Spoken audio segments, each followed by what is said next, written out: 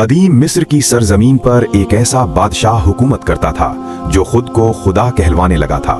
वो कहता था, मैं तुम्हारा रब हूं। ये था फिरौन, ताकत, गुरूर और जुल्म की जिंदा मिसाल।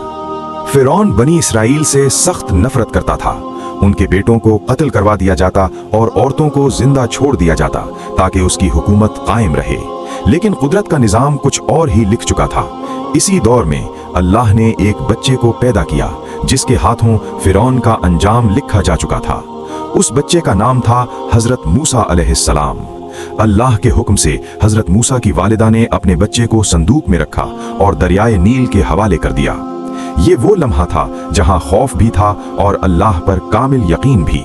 कुदरत का फैसला देखिए, वही बच्चा फिरौन के महल में पहुंच गया। फिरौन की बीवी आसिया ने उस बच्चे को देखकर कहा, ये बच्चा मेरी और तुम्हारी आंखों की ठंडक है। यूं हजरत मूसा उसी महल में परवरिश पाने लगे जहां जुल्म के फैसले होते थे। वक्त गुजरता रहा और एक दिन हजरत मूसा को नबूवत अता फरमाई। अल्लाह का हुक्म आया, फिरौन के पास जाओ, वो हद से बढ़ चुका है। हजरत मूसा अलैहिस्सलाम फिरौन के दरबार में पहुंचे और फरमाया, मैं अल्लाह का रसूल हूं और तुम्हें हक की तरफ बुलाता हूं। फिरौन हंसा और गुरूर से बोला, अगर तुम सच्चे हो तो कोई मोजिजा दिखाओ। हजरत मूसा अलैहिस्सलाम ने अपना असा जमीन पर फेंका और देखते ही देखते वो एक अजीम अजदहा बन गया। पूरा दरबार लरज उठा। जादूगर सजदे में गिर गए और बोल उठे, हम मूसा और हारून के रब पर ईमान लाए।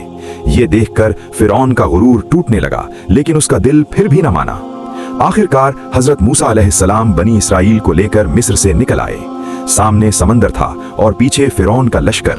कौम घबरा गई, लेकिन हजरत मूसा अलैहिस्सलाम ने कहा, हरगिज नहीं, मेरा रब मेरे साथ है। अल्लाह के हुक्म से हजरत मूसा अलैहिस्सलाम ने असा समंदर पर मारा और समंदर दो हिस्सों में बट गया। बनी इसराइल खुश्क रास्ते से गुजर गए। गुरूर में अंधा फिरौन भी अपने लश्कर समेत समंदर में दाखिल हुआ, लेकिन अचानक पानी वापस मिल गया। डूबते वक्त फिरौन चीख उठा, मैं ईमान लाता हूँ, मगर उस वक्त ईमान कबूल न हुआ। यूं ताकत, दौलत और गुरूर समंदर की गहराइयों में दफन हो गया और दुनिया ने जान लिया कि हक हमेशा गालिब आता है और बातिल मिट जाता है।